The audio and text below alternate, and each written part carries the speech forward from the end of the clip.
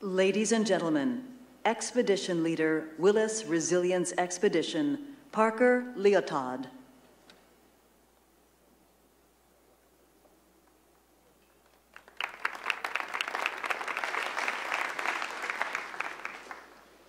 Good afternoon. I first walked to the North Pole when I was 15 years old, and I didn't make it, actually. The ocean, the ice had split in front of us, and facing the open ocean, we had to turn back about 15 miles from our goal. Now, I did return twice in the next 2 years, actually, not just to learn more about the Arctic, but to also learn more about how climate change was impacting society more broadly. And last year, after going to Antarctica for the first time when I was 14, I returned to lead the Willis Resilience Expedition to the South Pole. We crossed Antarctica coast to coast in a custom-built scientific support vehicle, and then trekked to the South Pole, breaking the record for the fastest journey on foot in just over 18 days.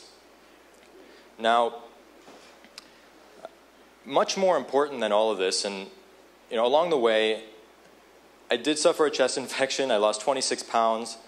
Much more meaningful, and much more meaningful, by the way, than these images on the screen, is the data.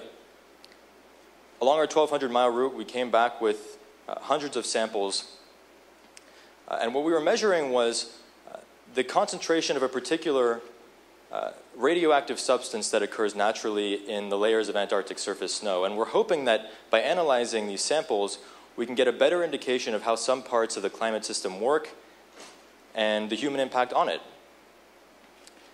But there's no time to debate settled science anymore. Our world is entering an unprecedented risk landscape, one that we are really not adequately prepared for, one that we have yet to adequately address. There's a reason why an insurance company sponsored my expedition. It's because a risk-based approach drives action and builds resilience. But at the moment, we're still trying to fight climate change with the tools that were available before I was born. We can drastically cut greenhouse gas emissions by investing in improvements in energy efficiency in buildings and vehicles. A more capable power grid can also help us harness renewable energy while allowing us to stay flexible in times of need and in times of emergency.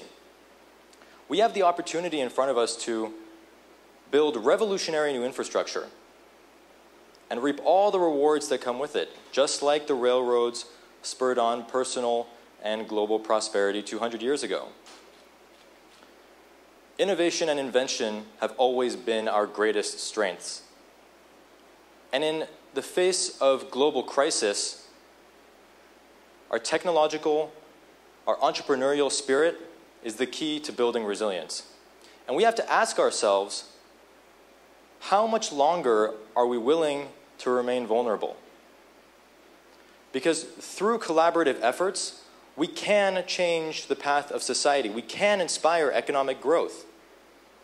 But we absolutely must start with concrete commitments here today in this room and decisive action. Thank you.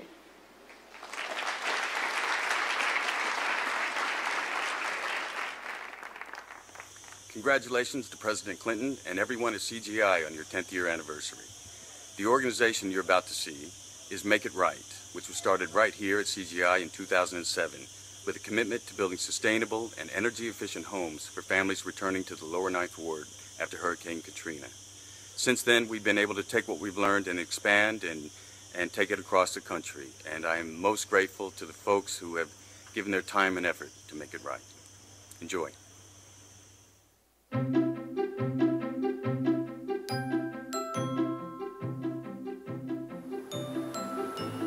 I live in New Orleans, Louisiana, in the lower Ninth Ward.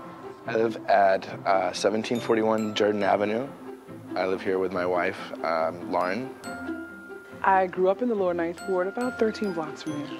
I've lived here all my life, with the exception of the few years that I was displaced because of the hurricane.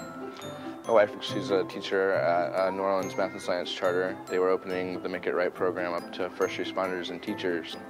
I think we got in one of the first builds right after that. So right here is Mr. and Mrs. Kente. They're really cool. Mr. Kente's a bus driver, and they're former Lower Niners. They've lived here their entire lives. I know Robert Green, we went to school together. We have some great teachers who joined the Make It Right family, so over there, here. As we were moving in, people were really apt to stop by and ask if we needed a hand. Typical Southern hospitality, you know. A lot of people who are just really involved and really love the community and love their homes. Hello. How are you? Hey, Christian, the house looks great. The neighborhood is growing again, and I think that most people are really excited that it's growing again, and that everybody's different and unique, and we can borrow from each other in those ways. That's Totally. really cool. You do your part, and I do mine. As a community, we can make the whole better. Make It Right is about making sure that quality, sustainable green homes are affordable for families in need. So we had 21 architects design 21 great homes, and every homeowner essentially picks a house. They use environment-friendly items. It's energy efficient. It's well insulated. These people actually have lower utility bills, they're healthier homes, but also in terms of the environment, the earth, using recyclable materials, renewable energy. The other paints are non-toxic, all energy-efficient appliances, low water usage. And we're taking that model, and we're actually helping families around the country. We built an apartment complex for disabled veterans in Newark, New Jersey, a community center and housing in Kansas City. And today we're building single-family homes on an Indian reservation in Montana. We watched them build this house from the ground up. I felt like I was back. That was at some point not possible, but it became a reality, so it felt great.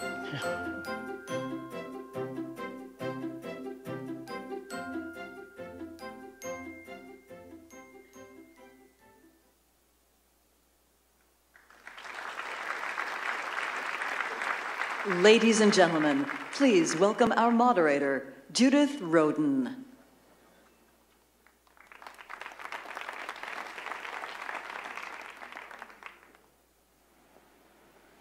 Thank you. In 2013, the Rockefeller Foundation's commitment to drive action toward building global resilience was announced. It is the 100 Resilient Cities Challenge, the goal of which is to create a network of cities around the world that are actually implementing strategies and leveraging investments to ensure that their communities are able to bounce back more rapidly and more effectively from future disasters. Last year at CGI, we announced an initial group of wonderful partners, Swiss Re, Palantir, Architecture for Humanity, the American Institute for Architects, and the World Bank. We've selected since then 32 inaugural cities to join the network. 11 chief resilience officers have been appointed who will lead the resilience strategies in each of these cities. The competition has just closed for the second round of 33 cities that will be selected and will join this growing and extraordinary global enterprise. We have 24 partners on the platform, many of whom are with us today, and I would like to ask them to rise as I mention their names. First of all, Michael Berkowitz, who is the CEO of 100 Resilient Cities, Sherry Lee Botop of the American Institute of Architects, Eric Cecil, Architecture for Humanity, Jason Payne from Palantir, and Philip Ryan of Swiss Re. You guys have been so wonderful. Thank you so much. Today, I'm excited to mention several new platform partners. I want to thank and introduce Tom Buchner of ASCO Nobel, Paul Vandermarch of Risk Management Solutions, and Mark Tursek, who can't be here today, of the Nature Conservancy. And just let me give you an idea of what these three are offering. ASCO Nobel will provide participating cities with its color and chemical expertise, making these cities more structurally strong, more disease-resistant, and importantly, more beautiful. The Nature Conservancy is giving participating cities access to their intellectual capital, including great technical advice on land use and infrastructure development. Risk management solutions will provide data power to the cities, allowing us to quantify expected damage and prevent further catastrophe. It's exciting to see such cross-sector collaboration around these cities, benefiting cities from across the globe, ranging from New York to Rome, Medellin, Porto Alegre, Ramallah, Mandalay, and Christchurch, New Zealand, just to mention a few in the first cohort of 32. This has been a wonderful effort, and we thank you so much for being amazing partners. It's now my privilege to introduce our second two panelists who will continue the great conversation we've just had with the Prime Minister and Secretary Paulson. I'll call to the stage Anja Fial, President and CEO of IKEA, and Agnes Kilibata, the former Minister of Agriculture and Animal Resources of Rwanda, who is now the interim president of the Alliance for Green Revolution in Africa. So thank you.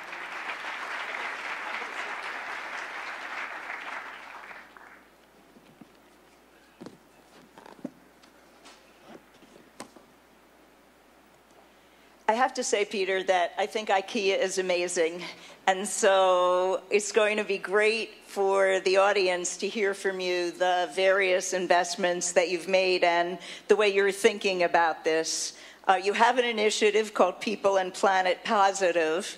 And so your aim, as I understand it, is to limit how IKEA contributes to the negative footprint, but also to make a hugely positive impact. And I know many things you've done. You've installed nearly 650,000 solar panels, invested in over 200 wind turbines, implemented warehouse energy efficiency programs. I could go on and on. Why are these actions so important to IKEA?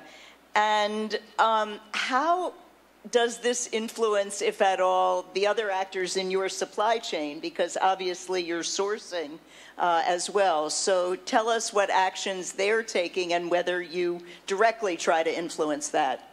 Well, first of all, maybe to put it into perspective, IKEA was founded some 70 years ago, and our vision is very much about creating a better everyday life for the many people.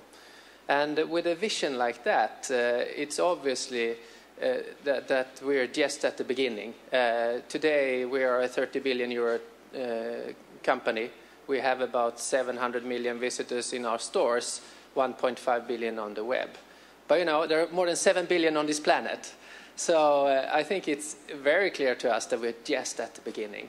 And we've set out an ambitious growth agenda on how we would like to continue to grow and develop our business. And obviously, we would like to grow and develop the business within the limits of the planet. And therefore, we have set up the sustainability agenda that you just mentioned, that we would like to become people and planet positive. Meaning, we just don't want our business to be less bad. At the end of the day, we would like to have a positive impact on people and the planets. And that's what we're working with very much. And that's one of the reasons why we're doing this as we speak. I think the other reason became very clear to me yesterday. We have a lot of consumer data and marketing fact sheets and so forth, and they very clearly say to us that customers care about sustainability. They would like to live a more sustainable life at home. But marketing fact sheets is one thing. But when you saw hundreds of thousands of people across the world, and more than 300,000 people walking here in New York, myself included, you know, then you realize that this is actually in the interest of the many people. So, and then obviously, then it also makes good sense. It makes business sense. It's a driver of innovation, of new business, and of renewal. So I think that's why we have decided so clearly to engage in this question. I want to pursue that before turning to the important question of agriculture, because there are many who say that consumers march, but they don't put their pocketbooks behind those actions, that they're still not willing to pay for or look for those kinds of sustainable products. What are you actually seeing? Well, I think we see very much that too. Customers would like our products to be produced in a sustainable way.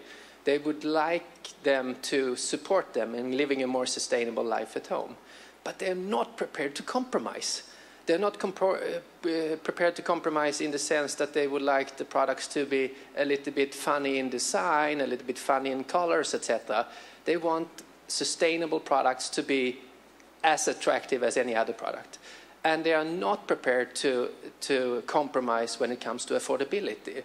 If we make sustainability into a luxury thing for the affluent few, we will not move the agenda towards where we need to take it. So it's very true. I think it's very important that we don't make this into a compromise. I think this is important action that we need to take out of here for us as consumers. We are all consumers in terms of actions that we could engage in that would really start to move the needle. Agnes, you had such an amazing impact in Rwanda as agriculture minister in terms of helping to transform the economy and lift so many smallholders out of poverty.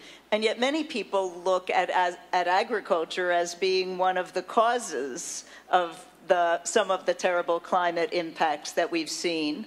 Over half, actually, of agricultural production is smallholders. And how do we influence them, I think, is a critical question. You're in a new role as interim president of the Alliance for Green Revolution in Africa, which gives you a pan-African platform on which to build your knowledge and experience. But how do we reduce the tension between the carbon production in agriculture or the poor water practices that many smallholders engage in, deforestation practices and the like, and all of the opportunities that we want smallholders to have for economic growth and prosperity? Thank you so much. It's interesting that you asked that. At the beginning of this month, we launched a book on climate-smart agriculture. Now, this book was financed, as you know, by the Rockefeller Foundation, and thank you. In this book, we clearly outlined the technologies that farmers need to be taking up to ensure that they are doing a good job in terms of resilience, in terms of adoption. We are demonstrating that so much has been done in terms of developing locally adapted varieties on the African continent that farmers would take up to be able to deal with climate change. We have invested as AGRA over $180 million in developing soil-integrated technologies that would prevent or help farmers to adopt to what is happening in the environment in terms of increasing yields. So there's so much that has been done already. AGRA itself has generated over 400 varieties of locally adopted varieties that would never have been researched on by private companies because they are staple crops. These varieties are adaptable to drought, to diseases, and are available for farmers to use. So everything is already happening. The question for me would be, today we are not seeing as much happening in terms of adopting these technologies. We are not seeing as much. We know that the correlation is there in terms of profitability and resilience and adoption, but it's not happening fast enough. So one of the things that we'll be looking at going forward is, what do we need to target better? What do we need to be doing differently to ensure that farmers are taking up these technologies and reducing their footprint? do we need to target youth better? Do we need to target mobile technologies better, smartphones, so that we communicate better? Do we need to target women better? How do we harness the technologies that we have developed as AGRA and other institutions? So these are some of the things that we need to look at. But the technologies are there. Let me turn to another industry that is often considered problematic in the climate change domain, the textile and fiber industry. It's one of the largest carbon emitters in the world, responsible in a continuing assessment for 20% of the world's carbon footprint and up to 20% of industrial water pollution. IKEA recently established the Launch Nordic Innovation Challenge, a challenge in collaboration with USAID, NASA, and Nike. Can you tell us about it? And after you tell us about that challenge, tell us more broadly how you focus on promoting innovation in this space. Well, if I would start, I would start in the other end, though. Supply chain can, of course, be very complicated. At IKEA, we have more than 1,000 suppliers in more than 50 countries. And what we have done and what we have realized is if we just put clear targets out there, what is it that we would like to achieve, then we can actually move the industry as a whole. For instance, if you talk about cotton, IKEA was one of the founding members of the Better Cotton Initiative, and we set up the target that we would like all of our textiles to become from more sustainable sources, and that is, for example, made according to the Better Cotton Initiative. And that's what we drive first and foremost, to secure that the raw materials, the main raw materials that we have in our products, becomes more sustainable. That goes for wood, where we would like 100% of our wood to be from more preferred sources, FSC certified or recycled. And this week we have announced that we are going 100% for recycled or renewable plastic. So I think it's very important to really to set these a little bit bold and challenging targets, and really to go for the 100% targets, because that's when you make clear to your organizations and to your supply chain that you are serious about the business. Then, of course, besides that, the core of the business, you also need to work with more disruptive innovation, if you say like that. And for instance, what we have done is that we have invested together with Nike in a company called Daiku, that enables to dye textiles in a way that is means usage of significantly less water and less energy. So there are a number of ways to tackle the issues that you have in your supply chain, but our approach is really to go after the most significant parts and the most difficult parts from the beginning. But of course, to be innovative and to invest in other areas is very important too. That's very exciting. Do you ever get asked by your shareholders whether this is hurting or helping the bottom line? And what's your answer? Well, fortunately, we're a privately held company owned by a foundation, and the owner, just as ourselves, have a very long-term approach. But we see in reality that the investments that we are doing pays off. It does make very good business sense. And I think what I've been hearing here this week is that a call for policymakers to take clearer leadership and so forth. And I believe that that's very important. But I would also like to say that within the framework that still exists, it is possible to actually move quite a lot of good investments for a more sustainable society. Great.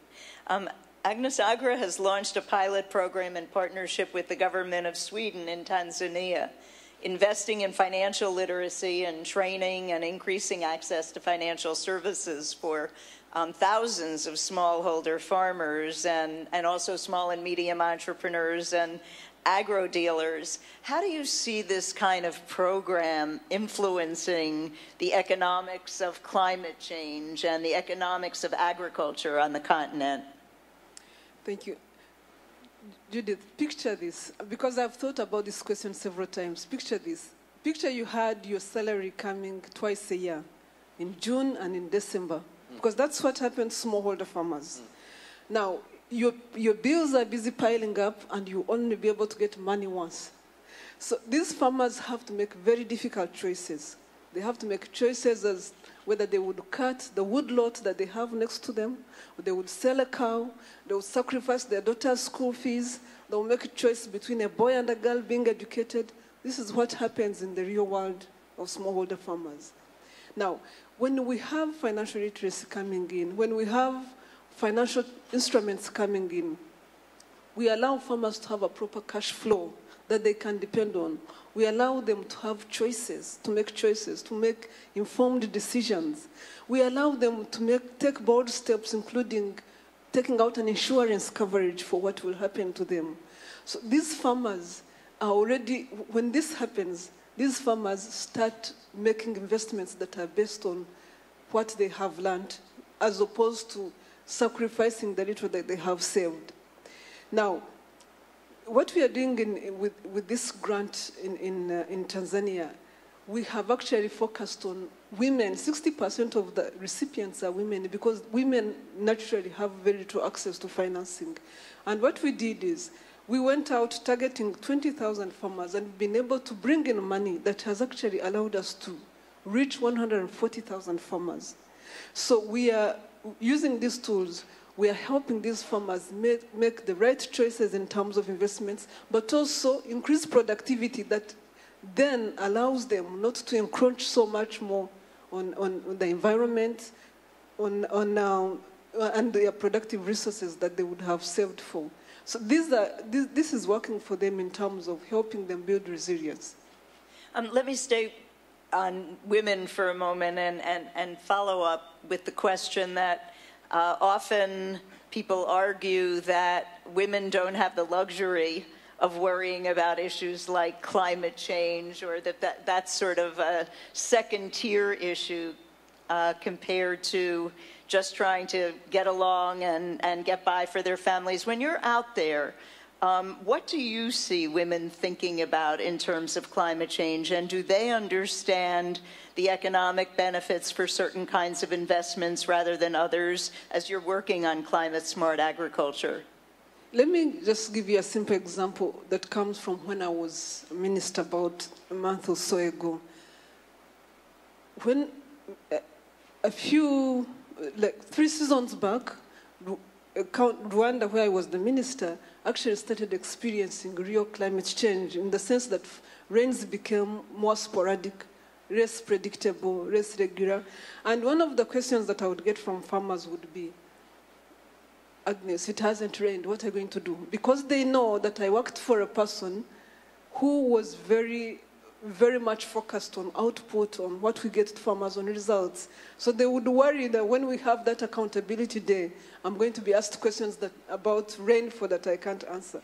Now, a few days, today, farmers are asking themselves, women are asking themselves, what are we going to do? Because 3 consecutive seasons, rains haven't been as predictable as they're supposed to be.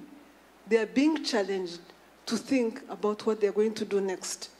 They are being challenged to come up with alternatives that they hadn't thought about before.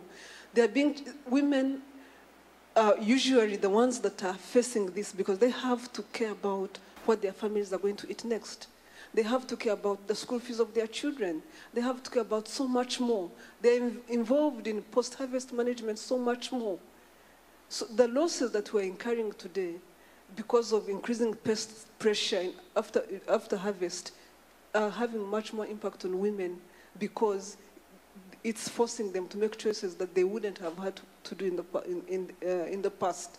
So yes, women are being very much affected by what's happening today. That's fascinating.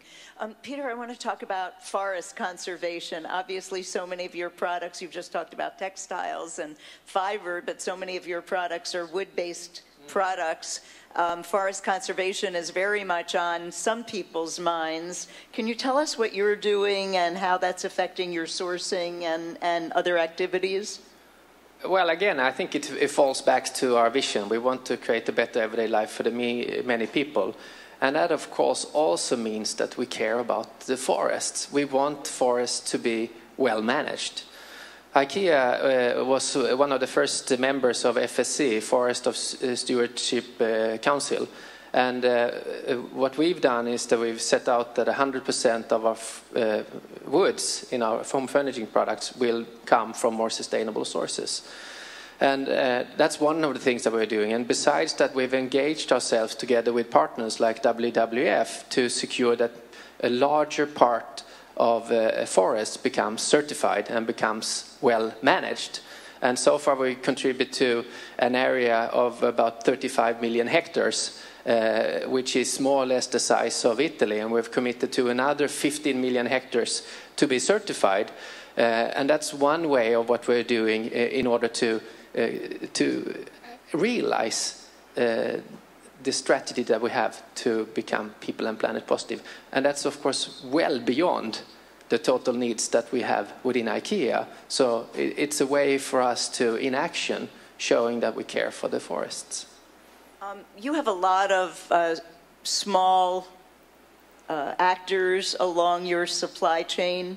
You've told us about a variety of your initiatives. Are they joining you? Are they neutral or agnostic about your actions here? Or does that make you really a more favored partner for them? No, what we see is that more and more, many years ago, doing business was very much about finding the best deal.